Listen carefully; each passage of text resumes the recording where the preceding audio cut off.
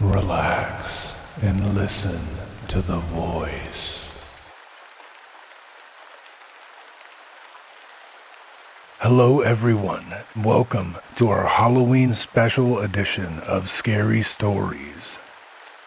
Once you've made it home safe from trick-or-treating, we hope you enjoy these stories as you examine and gorge yourself on Halloween candy. And here we go. I will tell you a story about something terrible that happened on Halloween. This story is true, so they say, and it made my hair stand on end just to hear it. It all happened many years ago in my town, which, at the time, was just a little town between the mountains of Catalonia, Spain. The town was little more than a small square with a church, a park, a prison, and a school, with all the houses clustered around. The town was very proud of their school, since it had been voted the best school in the province. It was the morning of October 31st, Halloween, and a class of students were doing arts and crafts in their classroom.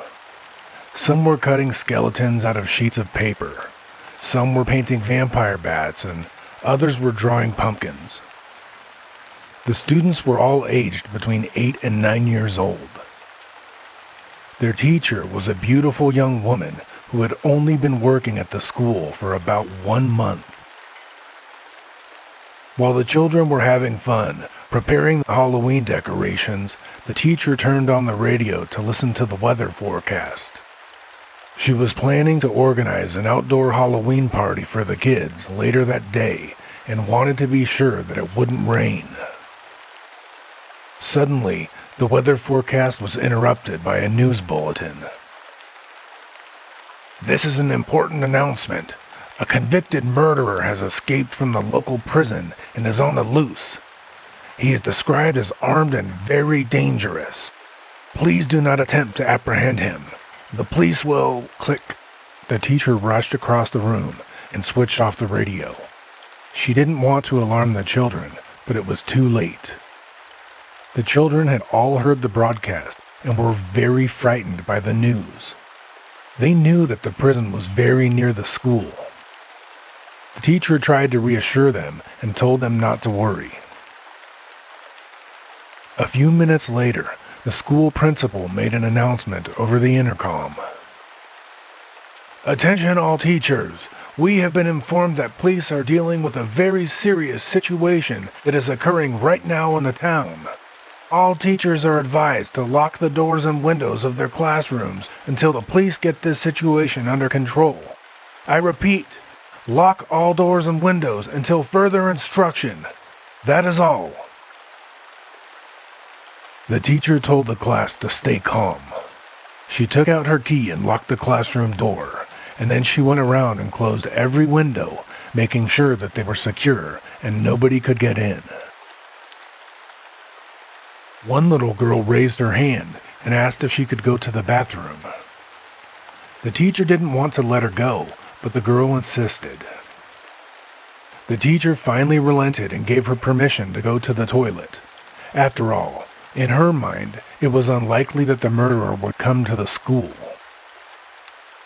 She told the girl that when she came back, she would have to give a secret knock at the classroom door. Then they would know it was her, and they could let her back in. The code was 3 taps and 2 scratches. Tap, tap, tap. Scratch, scratch. The girl left to go to the bathroom, and the teacher locked the door behind her. To take the children's mind off the scary situation, she started telling stories. After about 20 minutes had passed, and the girl still had not returned, the teacher began to get worried. "What is taking her so long?" she wondered out loud. Suddenly, they could hear footsteps in the corridor. Everybody in the classroom froze, and then they heard a noise at the door. Tap, tap, tap. Scratch, scratch. "She's back," sighed the teacher in relief. She walked over to the door and took out her key. What if it's not her? Asked one little boy who was shivering with fright. The teacher then hesitated, her key only inches away from the lock. Again, they heard a noise at the door. Tap, tap, tap. Scratch, scratch. It must be her, said the teacher. She put the key into the door and unlocked it. Suddenly, the classroom door burst open and a tall man was standing there. In his right hand, he was holding a knife, and in his left hand, he was holding the little girl's severed head. The escaped murderer came into the classroom, smiling from ear to ear. The children were all trapped inside. All that could be heard in the corridors of the school were screams of terror and squeals of pain. In the chaos, the teacher managed to break a window and jump out. She barely escaped with her life and crawled to safety. The children, however, were not so lucky. When the police arrived, they found the murderer sitting in the middle of the classroom. The floor, walls, and ceiling were covered in blood. Little body parts lay scattered around him. He had chopped up every child in the class into tiny pieces. They found the headless body of the little girl in the third stall of the bathroom. The police figured out what had probably happened that cold October day. They presumed that the escaped prisoner must have been hiding in the toilet when the girl was asking for permission to go to the bathroom. He must have surprised her in the stall and forced her to tell him the password. And once she did, he cut off her head. Today, the teacher is in a psychiatric hospital. She never recovered from the incident and can't stop repeating over and over again. Tap, tap, tap, scratch, scratch.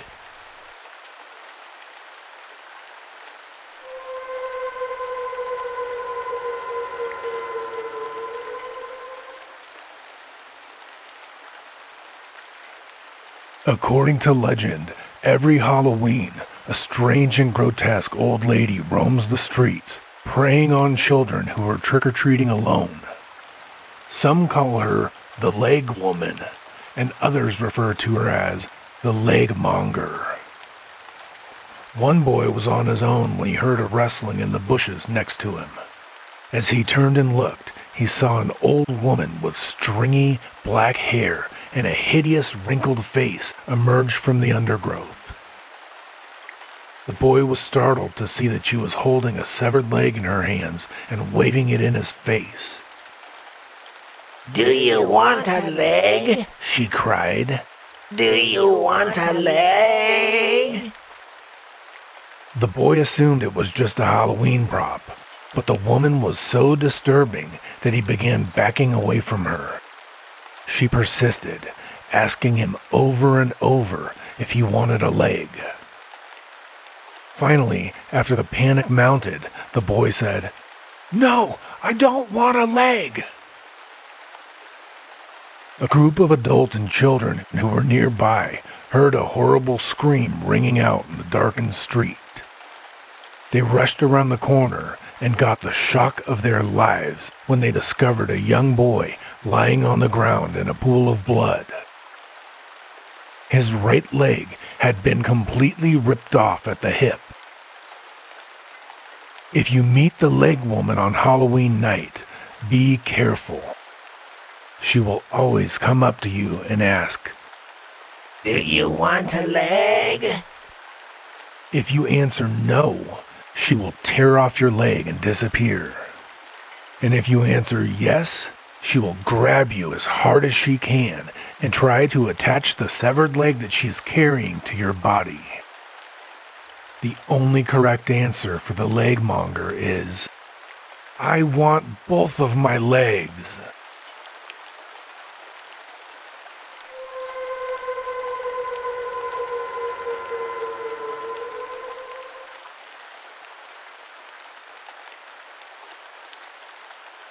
Four girls were walking home from a Halloween party in 2002.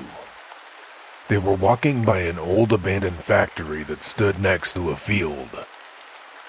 The factory was said to be haunted, and many people in the area refused to set foot inside of the factory grounds.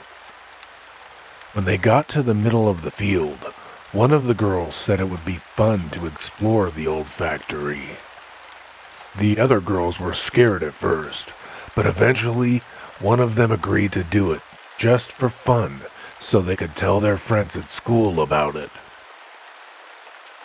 Two of the girls climbed over the fence, and the other two girls waited outside for them. After about 20 minutes had passed, the two remaining girls started getting worried. Suddenly, they heard blood-curdling screams coming from inside the old factory. It sounded like their friends.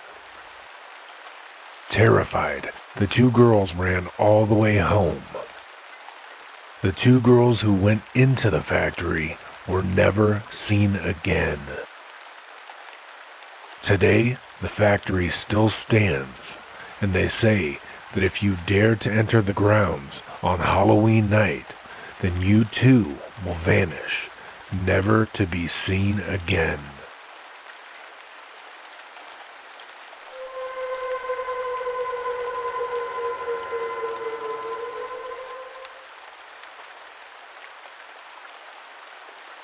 Last Halloween, I was waiting at my front door, giving out Halloween candy to trick-or-treaters all evening.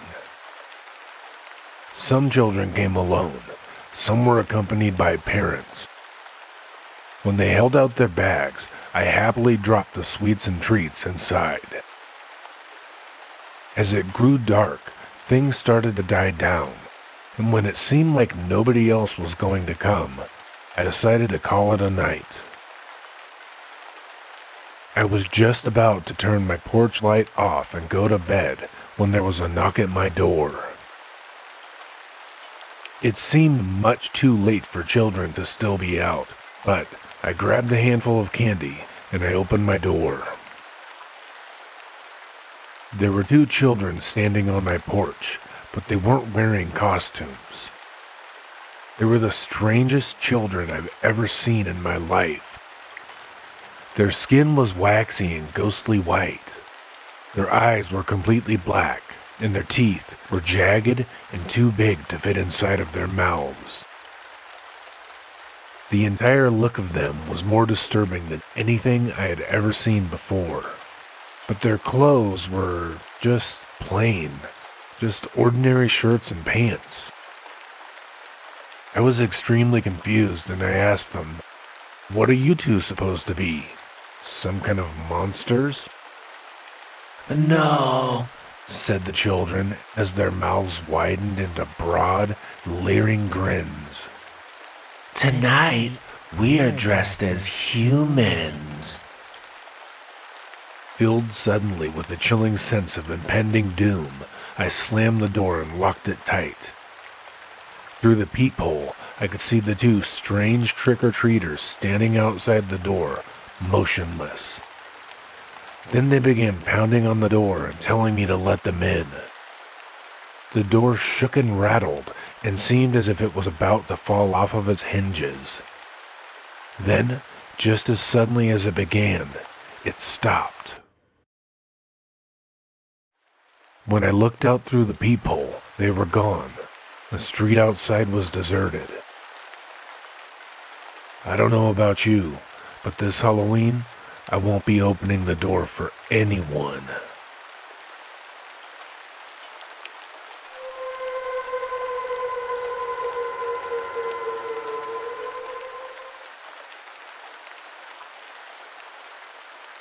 A married couple lived in a small house in Japan with their son and daughter.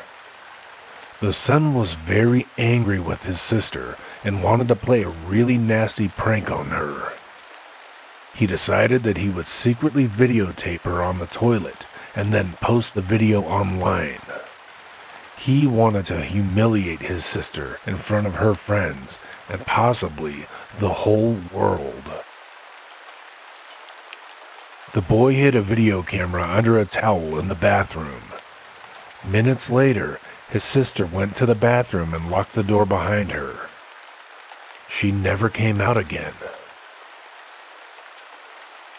Her mother started to wonder what was taking her daughter so long. She banged on the bathroom door and called out the girl's name, but got no reply. As she began to become more and more worried, she told her husband, and eventually they managed to force the door open. What they found inside the bathroom filled them with horror. Their daughter was lying in a pool of blood on the tiled floor. She had been stabbed to death. Her face was so sliced up that she was almost unrecognizable, and her tongue had been cut out. There was a bloody sickle lying on the floor beside of her. The police were called immediately, and they came to investigate the scene. Inspecting the bathroom, they found that it posed a mystery. The door had been locked from the inside. The window was securely latched, and the bathroom was so small that nobody could have been hiding inside, lying in wait for the girl. So how was she murdered? The police saw that the only possible entrance was a small vent in the wall that measured only 10 inches by 10 inches. They thought to themselves that no one could have possibly fit through such a small space. The police were absolutely stumped. They could not figure out how anyone would have gotten inside to kill the girl. The police carefully dusted the sickle for fingerprints, but unfortunately, they found none. At this point, they felt that the case would never be solved. They questioned the mother and father, but when it came time to question the son, he was nowhere to be found. They searched the house, and eventually they found him curled up inside of a wardrobe. His eyes were wild, and he was sobbing uncontrollably. His hands were shaking violently. They noticed that he was holding a video camera. Unable to question him, the police decided to review the videotape, and what they saw in the footage would terrify them for years to come. As they pressed play on the video camera, the screen began to show the young girl sitting on the toilet. When she finished using the toilet and stood up, the police noticed some movement in the small vent behind the toilet. A tiny figure emerged noiselessly from the vent. It was carrying a sickle. The policemen could hardly believe what they were seeing. The figure measured only roughly 6 inches in height. It jumped onto the girl's back, and before she had a chance to scream, it sliced open her throat with the sickle. Then it began stabbing the girl until she was dead. But the horror was not over. The tiny figure sliced up the girl's face and then cut out her tongue. Afterwards, the figure approached the video camera. The figure's face was that of a gnarled and wrinkled old woman. It looked directly into the lens and hissed, "You're next." Then the tiny figure disappeared back through the small vent, carrying the girl's severed tongue. After watching the videotape, the police officers wiped tears from their eyes. One of them vomited on the floor, and one even lost control of his faculties and defecated in his pants due to the sheer terror of what he had seen. Today, the case remains unsolved, and the tiny woman has never been identified. The videotape still exists, but the police refuse to release it to the public. It simply sits there in an evidence locker at the police station. The police call this case the Sickle Mystery and refuse to discuss it with the media.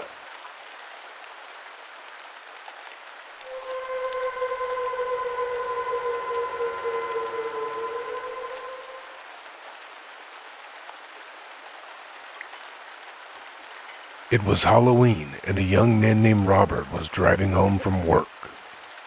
Every house he passed was decorated with Halloween props, like carved pumpkins, plastic skeletons, black paper bats, and witches on broomsticks. It reminded him of all the fun he had had as a child, going from house to house, trick-or-treating. Distracted by all of the Halloween decorations, he missed his turnoff and had to take the long way back to his house. The light outside was beginning to grow dim, and the road was filled with twists and turns. As he came around a sharp corner, his car skidded on some loose gravel. He lost control, and his car slid off of the road and plowed into a ditch. For a few moments, Robert was dazed and just sat in his car, trying to regain his senses and understand what had just happened. After making sure that he wasn't hurt, he got out and surveyed the damage. Apart from a few scratches, the car looked fine. The problem was that the car was stuck in the ditch, and the rear wheels were raised a few inches from the ground. He knew that he would have to call a tow truck. Robert checked his pockets and discovered, to his dismay, that he had left his mobile phone at work. He was in the middle of nowhere, and he had to find a phone. He waited for a few minutes, but when no cars passed by, he decided to start walking. About a mile down the road, he finally spotted a house in the distance. When he came to the gates, there was an old, rusted truck sitting in the driveway. The door of the truck was wide open, swinging in the breeze. There was nobody inside, so he continued on up to the house. It was a dilapidated old building, and some of the shutters were hanging off of the windows. There was an eerie silence about the house. The only thing he could hear was the beating of his own heart and the low whistle of the cold October wind. Every now and then, a weather vane on the roof creaked as it swung around. Robert knocked on the front door a few times, but there was no answer. He was about to give up and try to find another house when he noticed something unusual. On the other side of the house, there were some Halloween props and decorations. One of them was a rocking chair with a ragged scarecrow sitting in it. The scarecrow was wearing a skeleton mask, and as he got closer, he noticed a putrid smell. Stopping in his tracks, he stared at the scarecrow. Something didn't look right. Between the clumps of straw, he thought he could see something that looked like human skin. Filled with a strange mixture of fear and curiosity, he slowly reached out and pulled at the straw. As it fell apart, he was horrified to discover that beneath the straw there was a dead body. The skin was purple, and it was quite clearly decomposing. Robert stood there, still in shock and trying to recover, when he heard footsteps coming from the back of the house. "Who's there?" said a voice. An old man emerged from behind the house, and as soon as he spotted Robert, he started in surprise. "Who are you? What are you doing here?" he cried. Robert was trembling. "There's a dead body," he croaked. The old man rushed over and examined the scarecrow. Pulling at the straw, he revealed the disgusting face of an old woman. "Millie!" shouted the old man, his voice shaking. "Millie, what happened?" He turned to Robert, his eyes filling with tears. "Help me carry her into the house," he cried. Robert didn't know what to do. The man lifted her by the shoulders, and Robert picked up her feet. Together, they carried her up the front steps and into the house. They brought her into an empty room and laid her body down on the cold wooden floor. "Stay here while I go and call the police," the man shouted. Before Robert had any chance to reply, the old man was hurrying down the corridor. Robert stood there, still shaking, staring down at the dead woman lying at his feet. After a while, he looked around and realized that there was no furniture.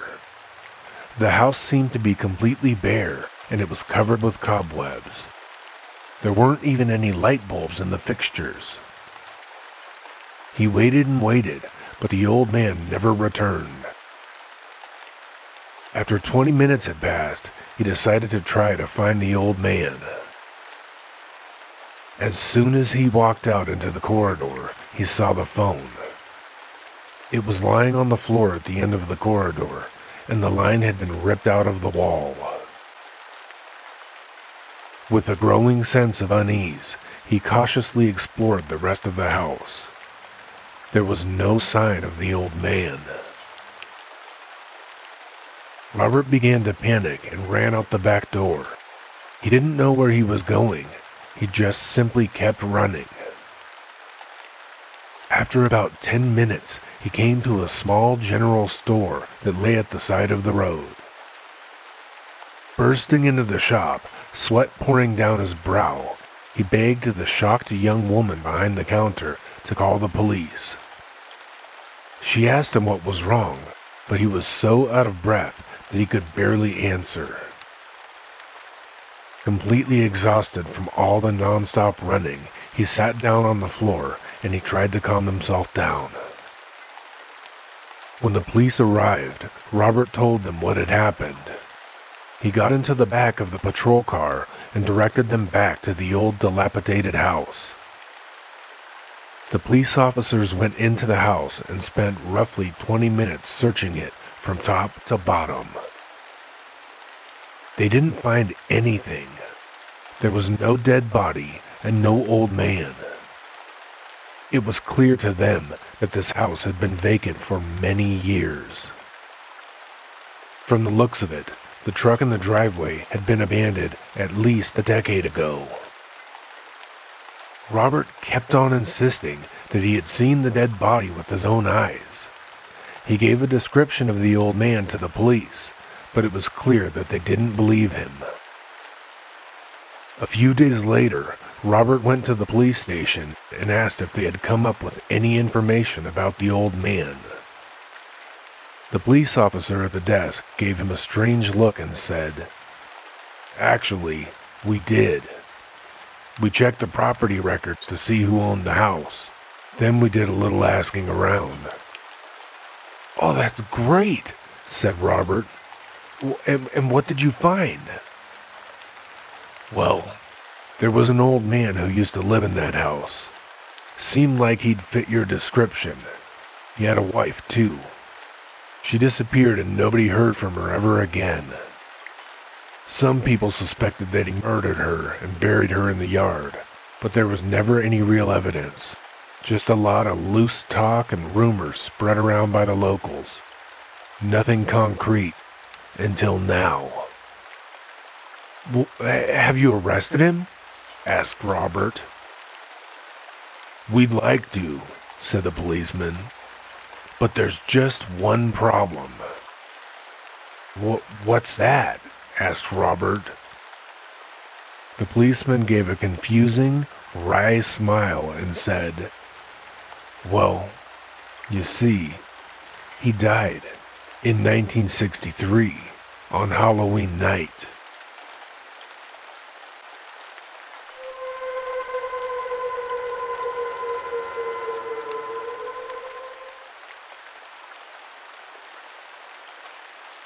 On a dark Halloween night in 2003, a bus driver was traveling down a deserted street when he saw a beautiful young woman at the side of the road.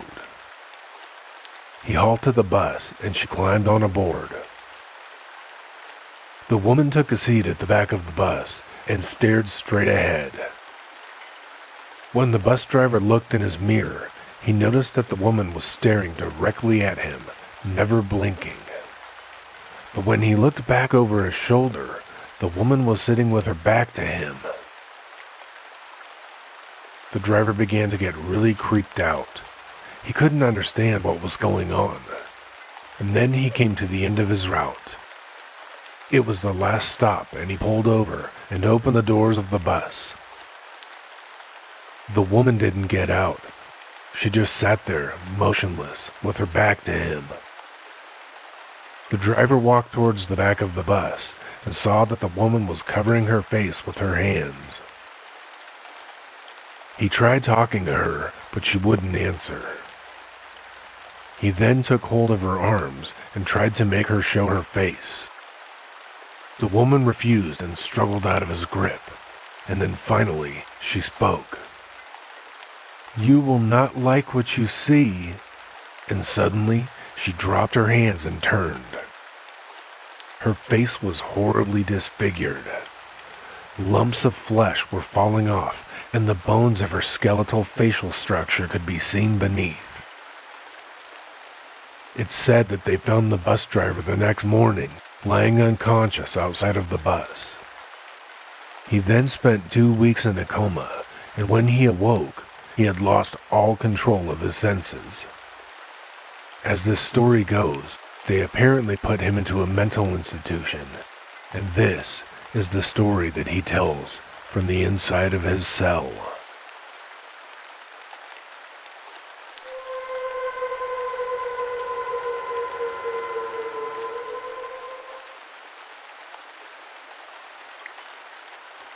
On Halloween night in 2002, 4 young girls were walking down a lonely street when they passed by an old church. Standing outside of the church was a man dressed in a clown costume. He asked the girls if they had seen his puppy. When they said that they hadn't seen it, the man asked them to help him find a lost dog. The girls agreed to help in the search, and the man in the clown costume led them into the old church. As soon as they went through the door, the man locked it behind him, trapping them in the old building. The girls soon realized that they had been tricked, but by then it was far too late. They tried to flee, but the man was too fast for them. The man tied the girls up and kept them in the old church for hours. He did unspeakable things to them, and their screams echoed off of the marbled walls, the wooden rafters, and the ornate ceilings. After he had had his fun, the poor, unfortunate girls thought he would let them go. But they were wrong. He killed them, one by one, and then escaped into the night. People who saw the clown walking down the street didn't think anything of it, because it was, after all, Halloween night, and many people were out on the streets wearing costumes. If only they had known that his clown costume was red, because it was covered in blood. The next morning, the local priest was surprised to find the church doors were unlocked. He went inside, and in the darkness, he heard a mysterious dripping sound. As he walked down the aisle, he saw a pool of blood lying on the altar. He quickly scampered away and turned on all the lights in the church, and then gasped in horror at the terrifying sight that met his eyes. The dripping sound was coming from the headless bodies of 4 young girls that were hanging upside down from the rafters. Their blood was dripping down from the bloody stumps of their necks and forming a pool upon the altar. But the worst was yet to come. The girls' bodies were buried in the small cemetery behind the church. Just a few weeks later, their parents each individually received 4 mysterious packages in the mail. When the parents unwrapped the packages and opened the boxes, they all recoiled in horror. Those boxes contained the severed heads of their dead daughters. Some people still say that if you visit that old church on Halloween night, you'll see the ghosts of the 4 young girls standing on the altar. According to the legend, you can still hear their screams echoing in the darkness. And to this day, the man who murdered the girls has never been found. So if a man ever comes up to you and asks you to help him find his lost puppy, please remember this story.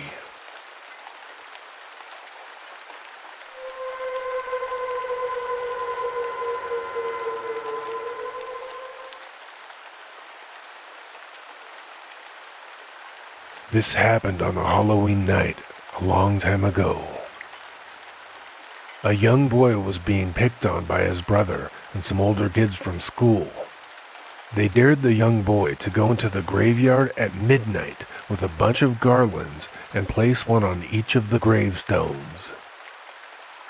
Not wanting them to think he was a coward, the young boy accepted the challenge. It was a moonless night, and the inside of the cemetery was pitch black.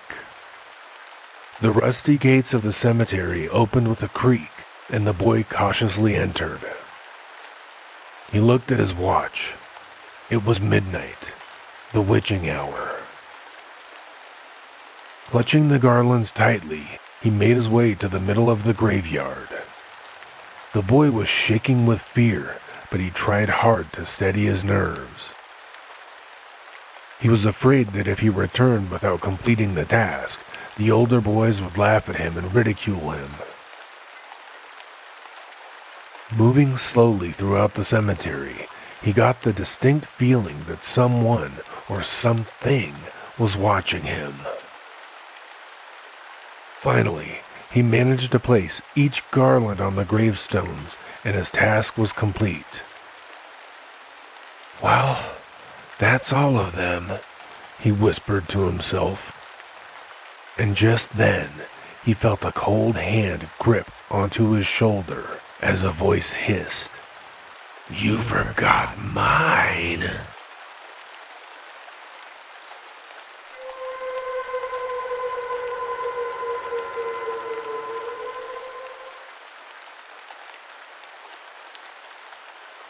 She was 10 years old and she was sick with a fever. It was Halloween. The doctor had given her mother strict orders to see that she stayed inside and laid in her bed. So there she lay, listening to the faint laughter coming from downstairs. It made her feel so sad and left out. There was a Halloween party going on downstairs, and she was missing all of the fun. Her cousins were there, and her uncle was the host. He was always the life of the party. She could just imagine him telling stories and arranging the games. She wished that she could be down there as well. It seemed like it had been a long time since anyone had visited her.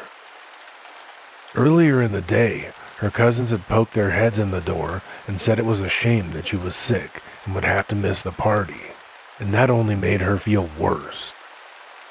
She felt like everyone had forgotten about her. She was tired of reading, and there was nothing else to do.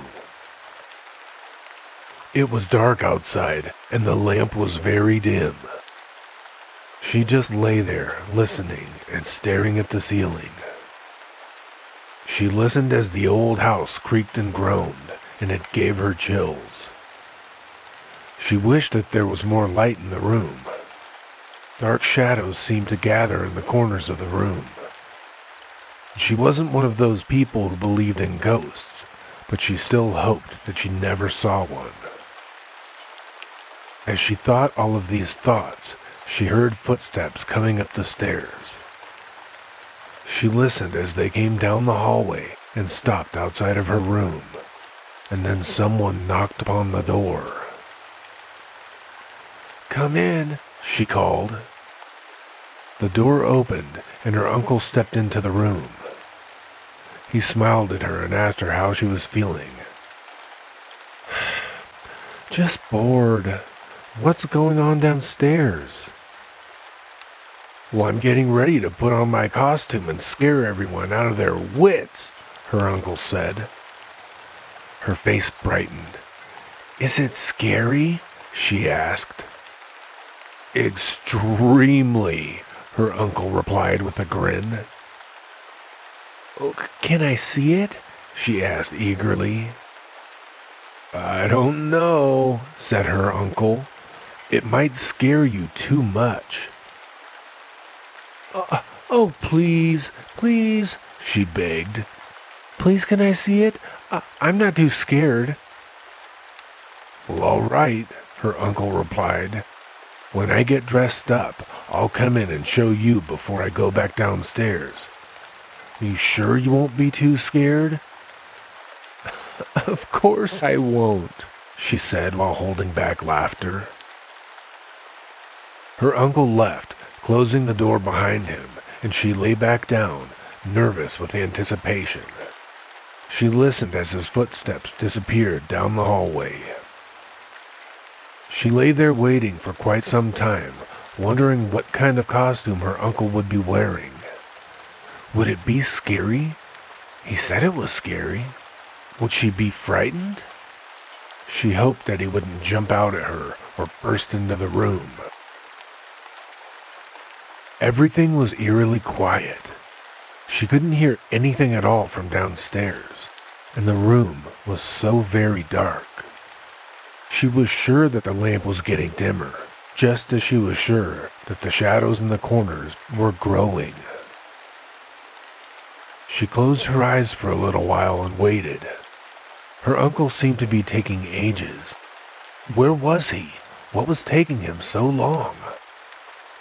Just then, she heard a sound. Her eyes flicked open. It had sounded like a door opening and closing. Her heart began beating quickly. Had he come in? Was he already in the room? She looked at the door, and then, as her eyes adjusted to the light, she noticed there was a figure standing in the shadows. It was standing between the door and the wardrobe. The figure was small, no higher than a table. It was standing there with its back to her, wrapped in a black cloak that almost blended into the shadows, and that was why she hadn't seen it initially. A thrill of fear and excitement ran through her body. She gripped the bedclothes with her hand and gave a little gasp. How had he managed to slip in without her noticing? The figure slowly turned to face her, and she tried not to show how frightened she was. The face was hideous. It was a dead, pale face with a long, pointed nose. There were no eyes, just small black holes in the mask. It was too good. It looked almost real. She laughed again nervously as the figure emerged from the shadows and moved towards her. She braced herself. She didn't want to scream. She didn't want him to be able to tell everyone downstairs how much he had frightened her. She stared at the horrible face as it came closer and closer. It was too scary for her, and she couldn't take it. She flung the bedclothes over her head and tried not to scream. She was about to tell her uncle to stop when she heard something. Someone was knocking on the door, and then she heard her uncle's voice. "I'm ready," he said. "Can I come in now?"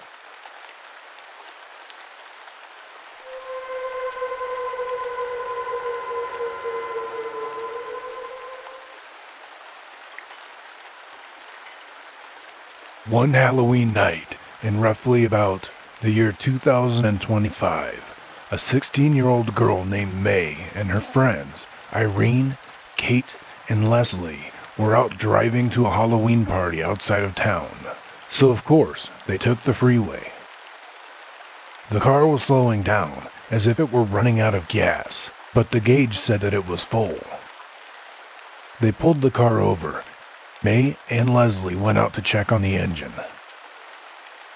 When they opened a hood, they saw, upon the manifold, that there was a hand.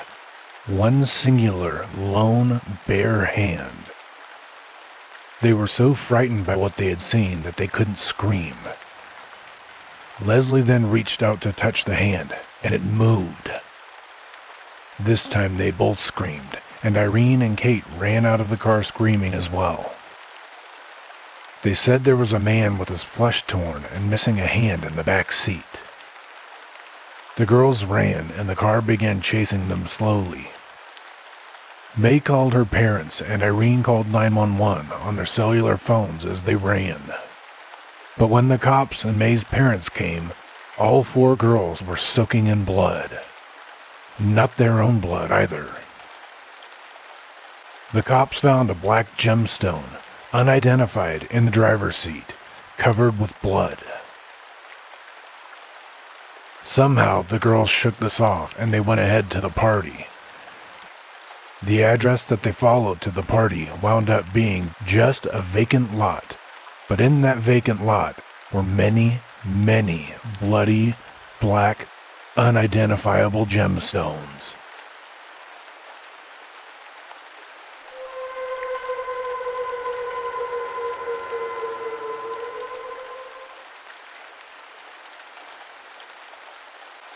Isabella and Chloe were 2 typical American teenage girls.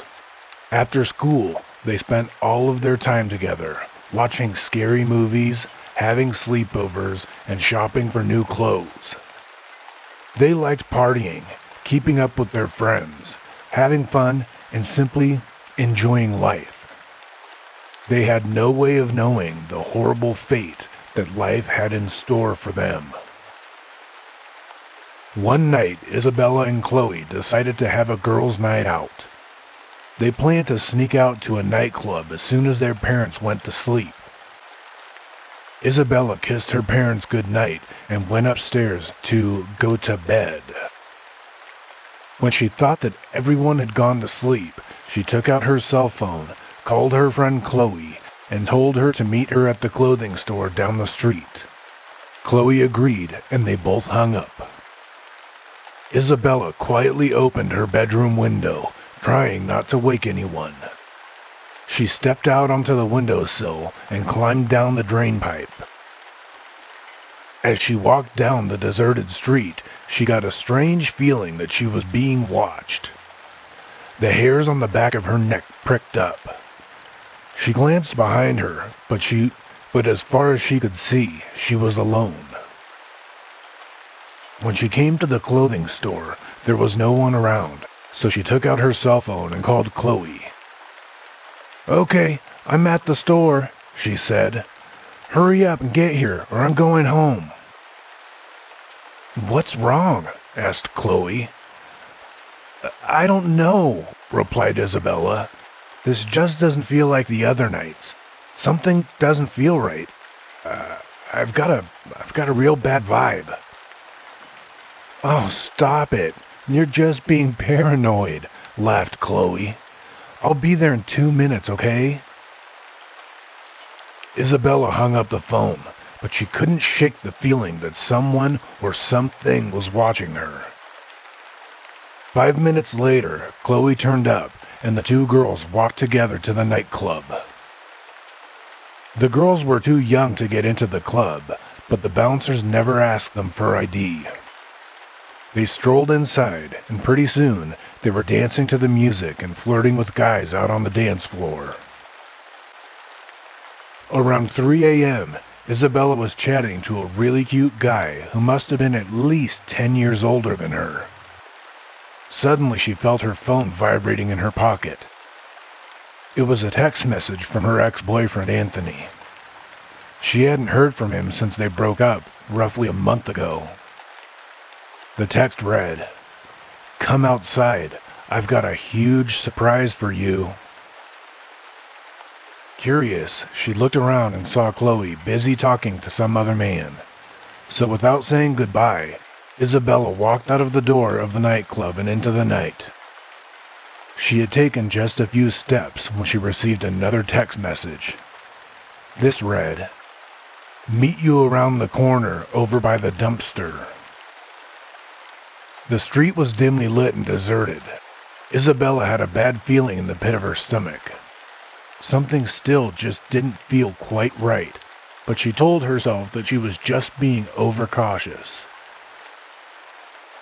Inside of the nightclub, Chloe was looking for her friend.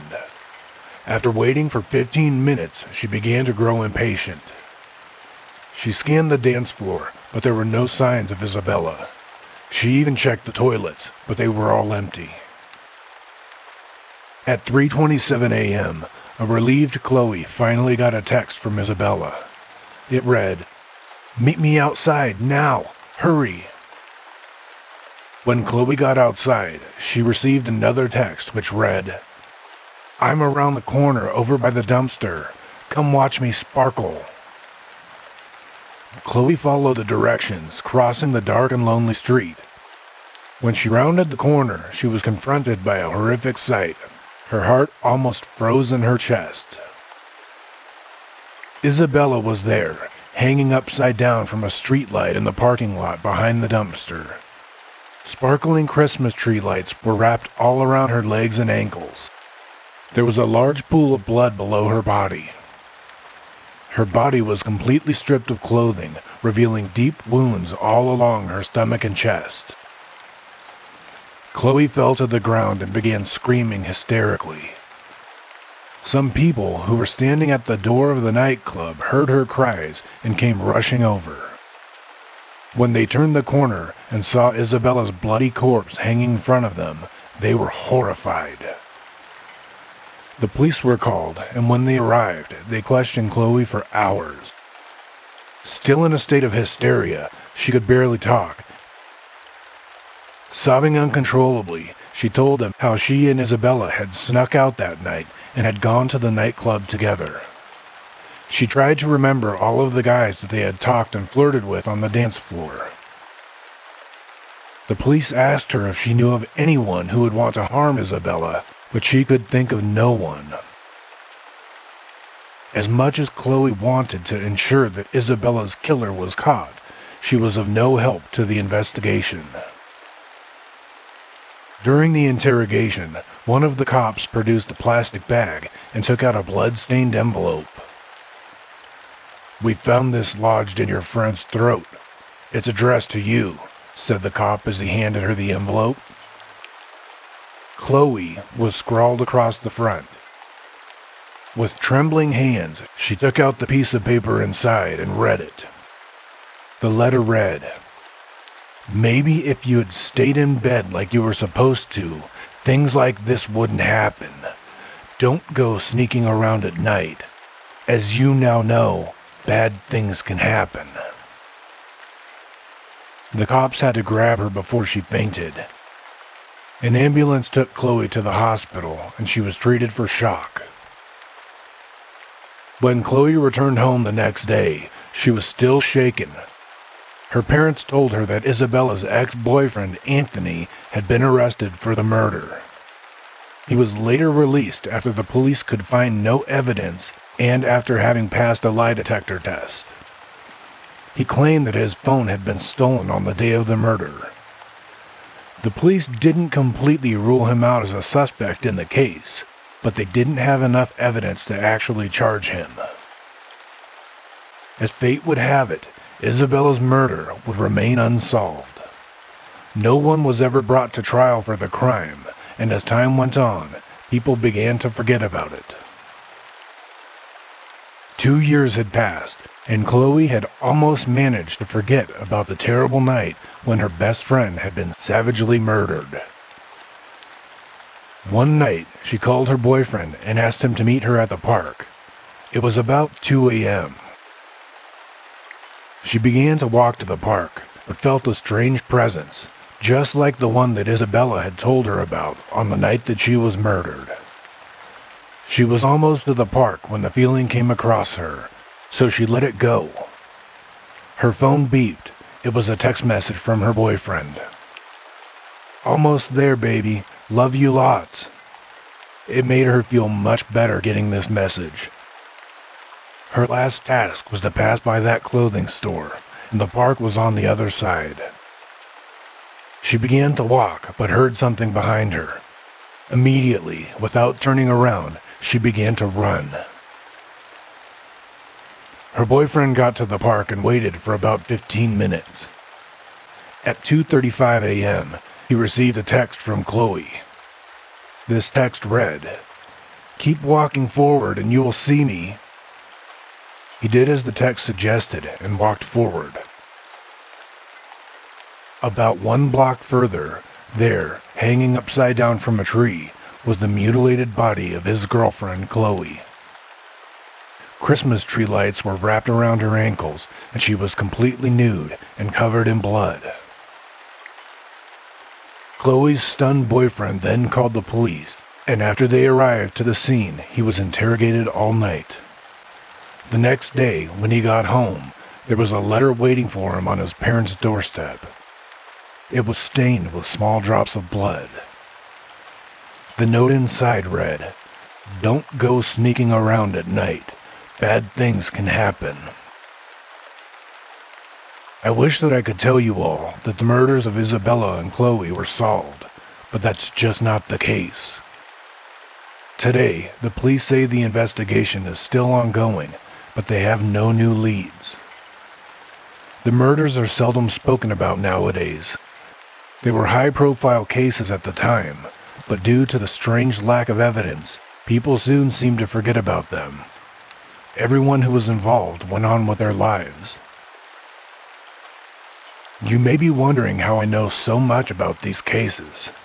Well, I'd rather not go into it, considering it is still an ongoing investigation. But if you must know, I was one of the cops who were assigned to the case. It was me who handed Chloe that blood-stained letter. You may also be wondering why the murders still haven't been solved. Well, I don't have an answer to that, but I do know that you shouldn't go sneaking around at night, because bad things can happen.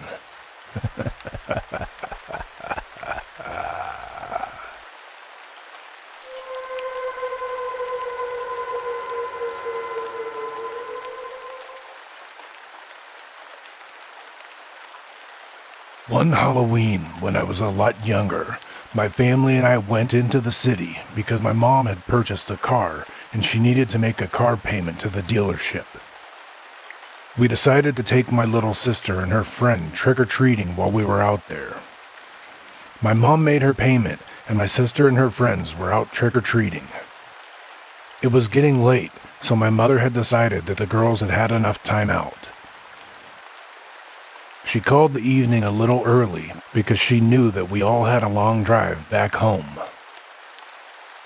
We stopped by and ate at a fast food burger joint and then began the long drive home. When we were on the freeway, a car was driving right next to us and the driver was wearing a mask, staring right at us. Everyone in the car initially thought it was cool and creepy, but as it continued on, we all began to get a little scared. The driver was keeping up with us, and he had his head turned sideways, staring at us for roughly about 10 minutes, and then he just turned, looked straight ahead, and drove on past us. Even though that story never had a tragic ending or anything like that, it always stuck with me for some reason. About 13 years later, I was driving home one night. This story has never faded from my mind. And again, it happened to be Halloween evening. I was driving around with my little brother, whom I had taken out trick-or-treating. Similar to when I was young, we stopped at a fast food burger joint to get something to eat, and then we pulled back out onto the freeway, which was occupied by lots and lots of other cars. Just a few minutes into our drive, one car happened to pull up beside us while we were driving at about 60 miles an hour. As I turned and looked, I noticed that the driver was wearing a ski mask, and he appeared to have his head turned towards us, staring. And the driver never once appeared to turn his head and look at the road in front of him. At 60 miles an hour, you can imagine how dangerous this could have been. I'm not sure how long this went on, but finally, the driver turned, looked at the road again, and sped up, out of sight, never to be seen again. I don't know what happened, and I don't know why, but I feel like we might be cursed. Or maybe it's an even simpler explanation. Maybe someone's been stalking us.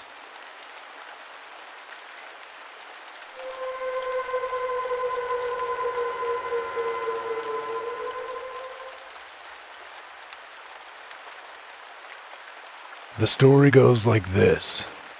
A few years ago, a group of friends planned to spend Halloween night in a cemetery close to where they lived. There were 2 boys named Carlos and Miguel, and 2 girls named Paola and Rocio. They were all 16 years old. Initially, when they heard the idea, the girls refused to go. Paola said she had a bad feeling about it. However, the boys managed to convince them to change their minds. Finally, Halloween night arrived, and the teenagers met at Miguel's house and drove to the cemetery together. When they arrived, there was so much fog that they could hardly see, and the cemetery gates were locked. Standing outside of the gates, they heard strange and eerie sounds coming from the graveyard. The girls began to get scared and suggested that they go home.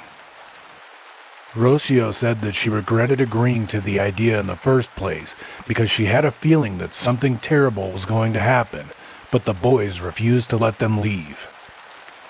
"Don't be a baby," scoffed Miguel. "We didn't travel this far just to look at the cemetery gates and go home. It's Halloween night. Devil's night." Carlos was about to climb over the cemetery gates, but when he grabbed hold of the metal bars, the gate swung open in front of him with an ominous creak.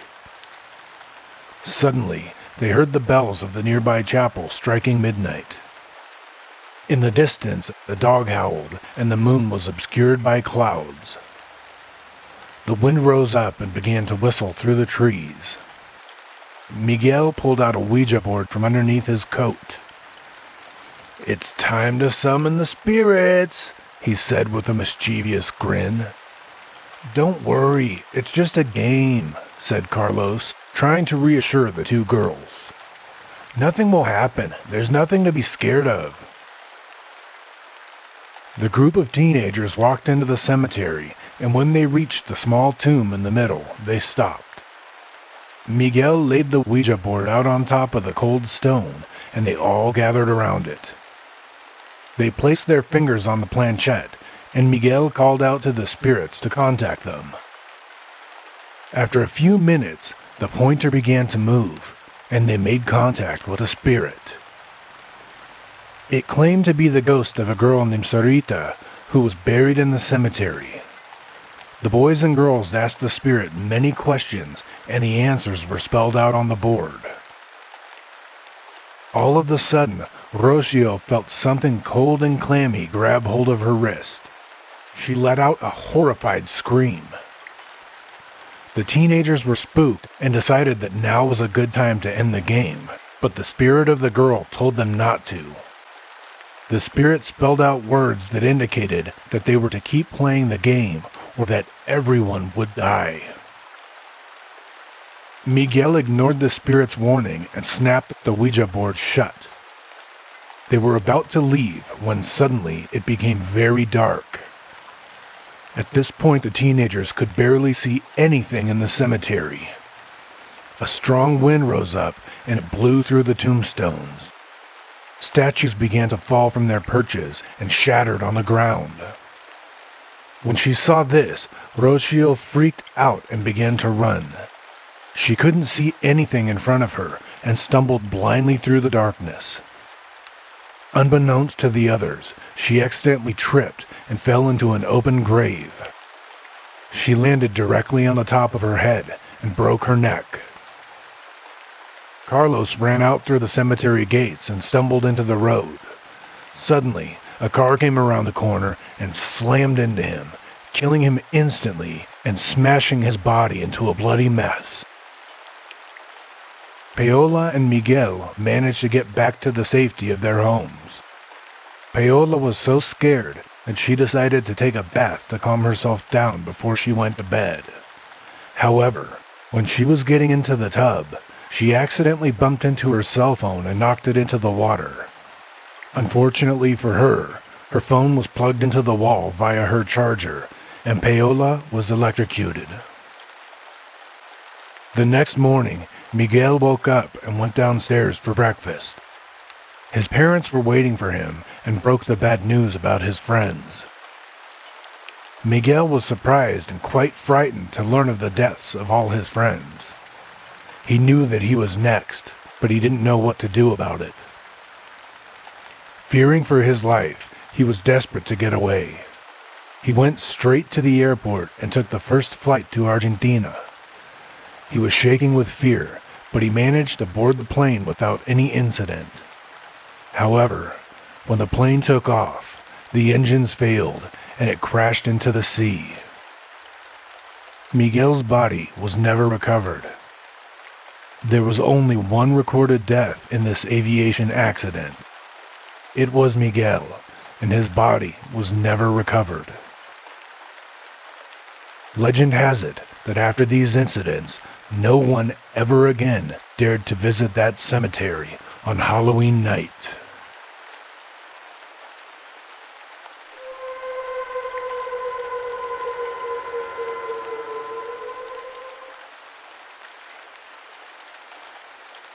On Halloween night in 2009, two boys wanted to play a prank on the people in their neighborhood. There was a small road that ran right next to the cemetery. The boys decided to climb two trees that stood opposite of each other. Then they both held either end of a fishing line and stretched it across the path. When someone came walking down the path, the boys pulled the fishing line tight, and it would knock the hat off of anyone who was passing by. Their first victim came down the path, and they pulled the fishing line. The man's hat was knocked off, and he ran away, terrified. The boys were so pleased that their prank had worked that they decided to do it again. They saw a tall black shadow approaching, and they lay in wait. The boys got ready, and when the shadow came near, they pulled on the fishing line with all their might. It was just then that they heard a ripping noise, and they saw the person drop to the ground as their severed head began rolling away from them.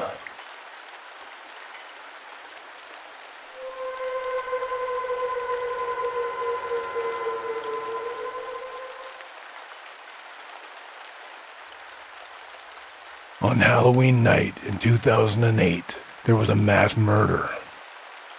The police were called, and two homicide detectives went to investigate the horrible crime. Trying not to tread on all of the bodies, the police took pictures of each one. One policeman saw something on the opposite wall, but he couldn't read it. He walked over to it and saw what looked like the numbers 7734 written on the wall in blood.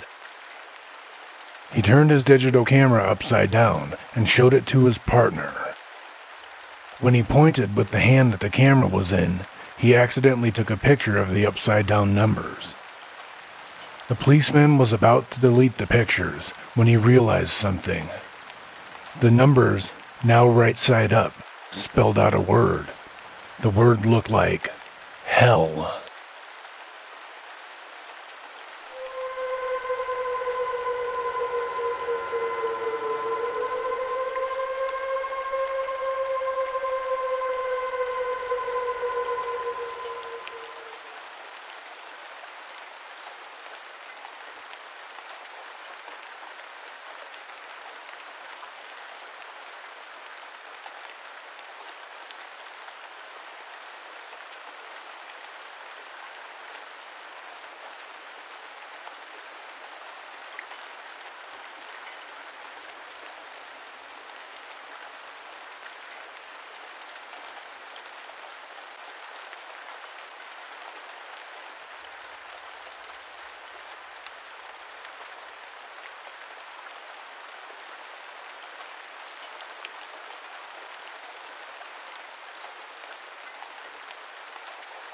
There you have it, our first Halloween special. These are all lighter tales, somewhat stereotypical of the haunted house stories or campfire stories, and we hope that you've enjoyed them. Have fun out there, take care of yourselves, be careful trick-or-treating, inspect all of your candy, and don't fall for any tricks. Until next time, sweet dreams.